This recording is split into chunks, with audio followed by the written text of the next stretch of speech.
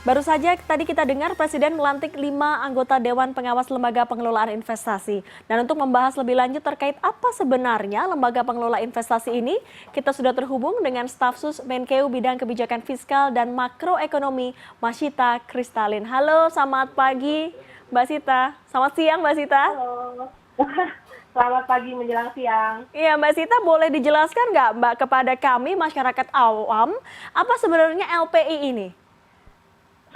Nah, jadi LPI ini adalah lembaga yang sangat menarik nih Mbak Dea. Jadi sebenarnya ini bentuk lembaganya itu adalah Sovereign Wealth Fund. Kita memang khusus membuat lembaga ini melalui Undang-Undang Cipta Kerja.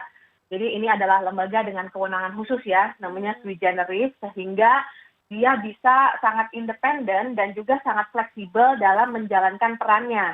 Dan peran yang ingin kita lakukan itu tentu saja peran yang berada di bidang investasi. Jadi tujuan dari lembaga ini itu salah satunya meningkatkan investasi melalui foreign direct investment. Jadi selama ini banyak sekali investor global yang ingin masuk ke Indonesia untuk berinvestasi langsung. Akan tetapi kan untuk berinvestasi di berbagai negara itu kita memerlukan pengetahuan mengenai negara tersebut kan. Dan untuk mempermudah investasi tentu sangat membantu kalau negara tersebut mempunyai lembaga yang kredibel dan mendapat kepercayaan secara global untuk melakukan proses intermediasi ini. Jadi saya melihat SWF ini bisa menjadi game changer perekonomian Indonesia ke depan ya. Kita bisa leapfrog nih dari pertumbuhan ekonomi potensial kita sekitar 5%. Mudah-mudahan dengan adanya aliran modal masuk tentu kita bisa naik menjadi pertumbuhan ekonomi yang lebih tinggi. Mbak Sita, seberapa optimistis negara ketika LPI ini dibentuk dalam menarik investasi? Apakah ada contoh-contoh mungkin negara-negara yang secara leveling ekonomi sama, kemudian mempunyai lembaga yang seperti LPI ini kemudian berhasil begitu? Nah, jadi Sovereign Wealth Fund ini sebenarnya sudah lebih umum daripada yang kita perkirakan. Memang banyak sekali di berita yang menceritakan SWF di negara-negara maju saja ya, tapi sebetulnya negara seperti Rusia atau dalam hal ini India misalnya, India itu kan sama-sama negara dengan current account deficit dan sama-sama emerging economy, itu juga mempunyai lembaga seperti Sovereign Wealth Fund ini. Nah, tujuan berbagai lembaga di dunia itu berbeda-beda, tapi untuk Indonesia kita itu kan punya berbagai mekanisme financing dari proyek-proyek pembangunan gitu ya, salah satunya infrastruktur. Contoh financing yang paling umum kita ketahui itu kan lending ya, lending biasa. Nah, tentu saja lending ini punya keterbatasan. Jadi di Indonesia itu kita selama ini kurang lebih ada mismatch lah, karena proyek kita itu banyaknya jangka panjang infrastruktur, akan tetapi pembiayaan yang tersedia itu sebagian besar masih pembiayaan jangka pendek, misalnya atau jangka menengah lah, misalnya bank lending gitu ya. Nah, kalau di negara-negara maju biasanya sumber investasi jangka panjang itu misalnya dari asuransi atau dapen. Tapi di Indonesia masing-masing asuransi dan dapen itu baru sekitar 5,5 dan 6% dari PDB. Jadi total masih kurang dari 12% dari PDB. Nah, untuk itu kita perlu menarik financing jangka panjang supaya tidak terjadi mismatch. Itu yang pertama. Yang kedua, financing ini juga bisa meng-cater tidak hanya investor dalam negeri, tapi juga investor luar negeri gitu ya. Jadi kita mendapatkan capital inflow, kemudian kita juga mengurangi mismatch. Targetnya Mbak Sita kalau untuk investor dari luar negeri targetnya berapa kira-kira?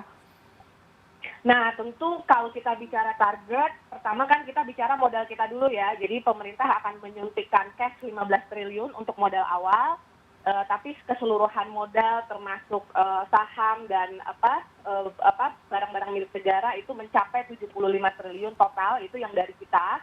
Tentu kita mengharapkan bisa leverage 2 sampai 3 kali.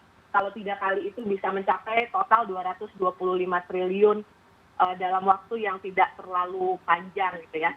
Jadi sebenarnya kalau kita lihat nih Indonesia, peluang investasi itu kan banyak ya. Pertama, pertumbuhan ekonomi kita lebih tinggi lah dari negara maju.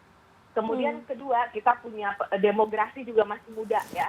Middle class dan aspiring middle class di Indonesia itu mencapai lebih dari 180 juta orang. Jadi ini potensi besar. Nah, di sisi lain banyak juga investasi yang mau masuk gitu ya. Jadi memang kita melihat ini potensi. Dan kemudian yang ketiga, jangan lupa juga bahwa kita punya banyak pipeline project infrastruktur yang juga sedang kami siapkan nih saat ini untuk bisa segera dikelola oleh INA ini. Kita bicara lebih spesifik dan terbaru soal Dewan Pengawas. Tadi ada 5 tokoh yang kemudian ditunjuk oleh Presiden menjadi Dewan Pengawas, 3 dari profesional, 2 juga profesional juga, tapi Menteri BUMN dan juga Menteri Keuangan artinya ada di kabinet. Apa sebenarnya keputusan dari LPI atau dari pemerintah untuk menunjuk orang-orang ini? Apakah kemudian background-nya yang kemudian dipilih begitu? Nah, jadi kita sebenarnya strukturnya dulu ya yang saya bicarakan. Struktur Dewas kita memang sengaja nih, kita menaruh kombinasi antara pemerintah dan juga profesional. Karena kita ingin lembaga ini sifatnya capital maximization, jadi asset enhancement ya, jadi aset-aset kita value-nya lebih tinggi. Kemudian tapi kita juga memerlukan proses check and balance nih, antara yang mempunyai target-target pembangunan, yaitu pemerintah, tapi juga kita ingin independen juga agar bisa bekerja hampir seperti swasta ya, sehingga dia profit maximization dan juga meningkatkan nilai aset juga menjadi lebih baik. Nah, kalau yang dari pemerintah itu tentu Menteri Pengampu, Ketua Dewas itu adalah Menteri Keuangan saat ini Bu Sri Mulyani dan juga Menteri BUMN. Kemudian 3 orang dewas. Nah, kalau kita lihat kombinasi dewas ini ya, ini menunjukkan cita-cita besarnya Indonesia ya, Presiden juga terutama.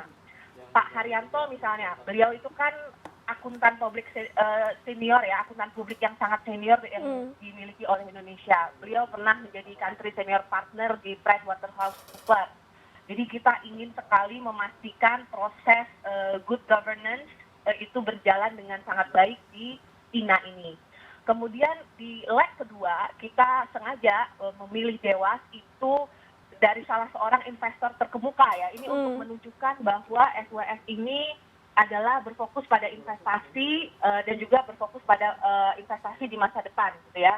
Itu adalah Bapak Cyril Nur Hadi. Beliau itu adalah salah satu pendiri firma Creador ya. Kemudian yang ketiga, kita juga ingin memastikan semua proses ini inline secara hukum dan lain sebagainya. Dalam kombinasi Dewas kita juga mengambil Pak Yozua Makes, itu adalah seorang dan juga managing partner Makes and Partner ya. Beliau punya pengalaman merger dan akuisisi serta corporate finance dan lain-lain yang sangat luar biasa.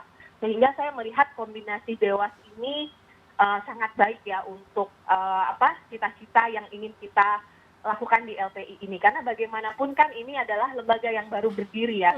Kita harus menanamkan fondasi-fondasi yang kuat supaya bangunan dari INA ini kuat berdiri untuk melakukan tugas-tugas yang cukup berat di masa mendatang.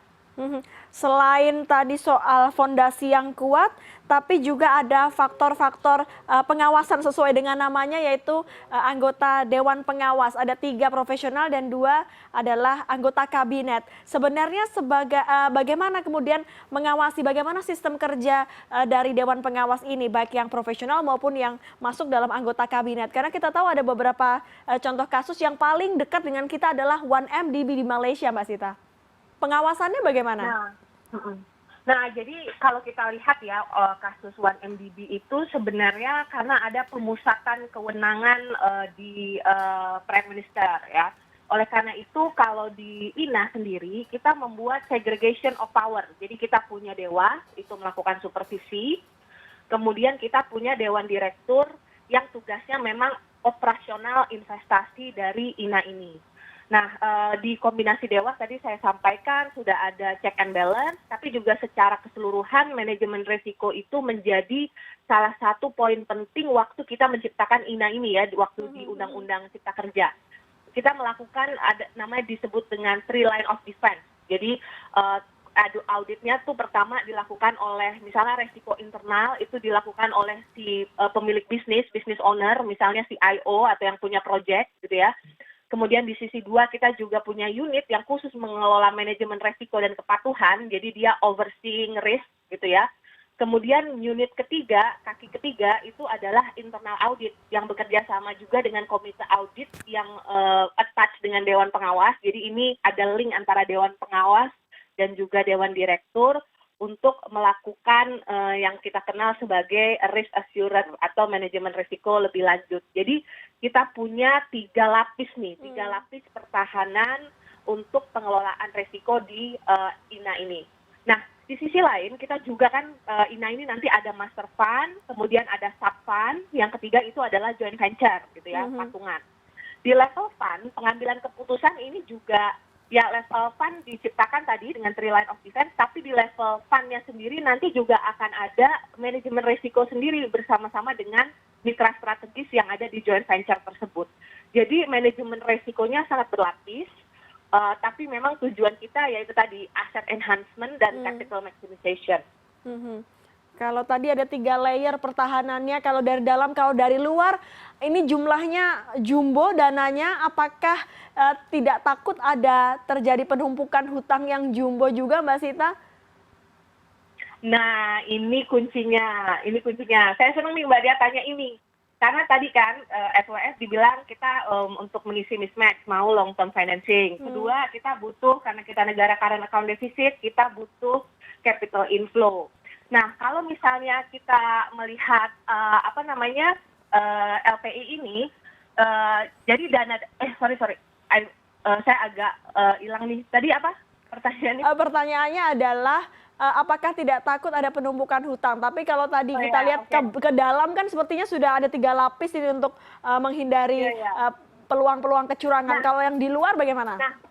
Nah, justru untuk LPI ini jenis asetnya itu adalah dia equity financing. Jadi yang tadi saya sampaikan itu bank financing, lending, itu kan dari sisi lending gitu ya. Nah, kalau lending misalnya satu perusahaan konstruksi melakukan pembangunan melalui lending, tentu leverage perusahaan menjadi meningkat sekali. Nah, justru ini memberikan alternatif pembiayaan nih yang bentuknya bukan utang, tapi berbentuk equity. Jadi kita dapat uang itu dalam bentuk penanaman modal di sisi equity, bukan di sisi utang, gitu. Jadi ini memberikan diversifikasi dari berbagai jenis financing di Indonesia, tidak hanya tadi dari termnya jangka pendek, jangka panjang, dalam negeri, luar negeri, maupun dari sisi yang ketiga ini. Baik, terima kasih penjelasannya Mbak Masyita Kristalin, staf Susmenkeu bidang kebijakan fiskal dan makroekonomi, cukup memberikan gambaran kepada kita bagaimana soal lembaga pengelola investasi yang tadi ada 5 dewan pengawas yang sudah dilantik oleh Presiden Jokowi. Terima kasih Mbak Sita atas waktunya pada siang hari ini.